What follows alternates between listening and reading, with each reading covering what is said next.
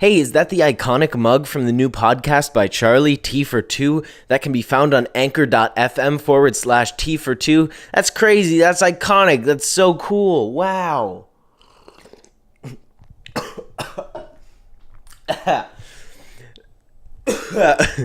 Let me tell you a story. I was testing out my pop filter with those T's there, those plosives. Hopefully my hat is not covering just my whole face. But we're going to proceed. Have you ever just been walking and then you realize, oh, most of the people around me don't have a good understanding of how to walk?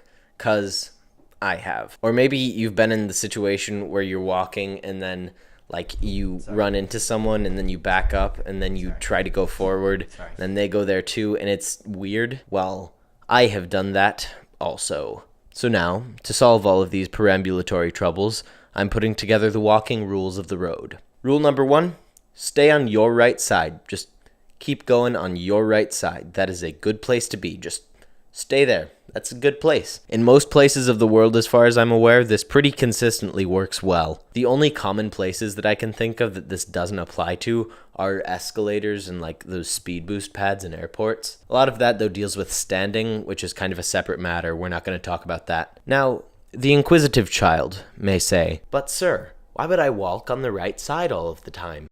Let's just break it down for a colloquial second here. First, if everybody is following this rule, then nobody should ever run into anybody, unless you're walking in a space which isn't wide enough, which I'm pretty sure you'd see coming. Alright, we're ditching the hat here. Is that a podcast in my mug? T for Two by Charlie? That's crazy. No way.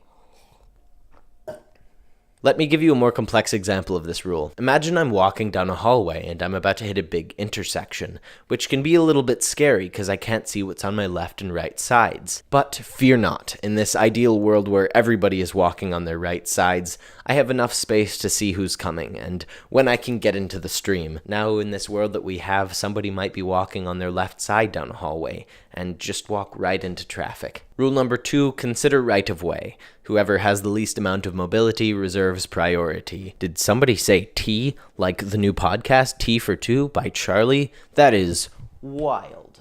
Okay, there is a fly, and I'm not happy about it. Oh, there are multiple. Is that a mosquito? Oh, you're done. See you later, Gator. Alright.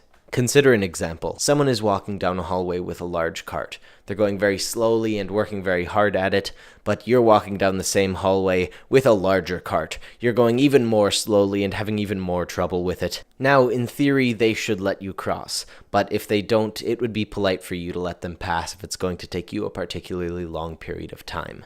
Rule number 3.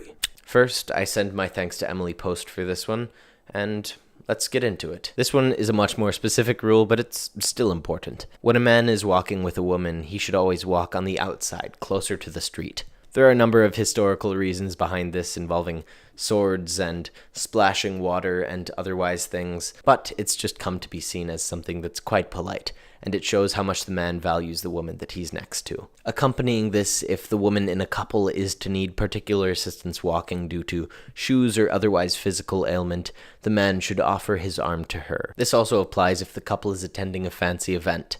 You know what's a fancy event? My podcast, T for Two. But a woman is entirely allowed to turn down an offered elbow. In these couples rules, Emily Post made very clear, though, that a woman should entirely decide for herself if she wants to be treated in these special ways. I'll treat you in a special way on my podcast, T for Two, but in a good way. I think that I'm probably beating a severely dead horse with that joke, but that's okay. I like it. With sincerity, though, I would enjoy if you checked out my podcast. I've enjoyed making it, and I think that you could enjoy listening to it. In conclusion, etiquette is just to promote respect.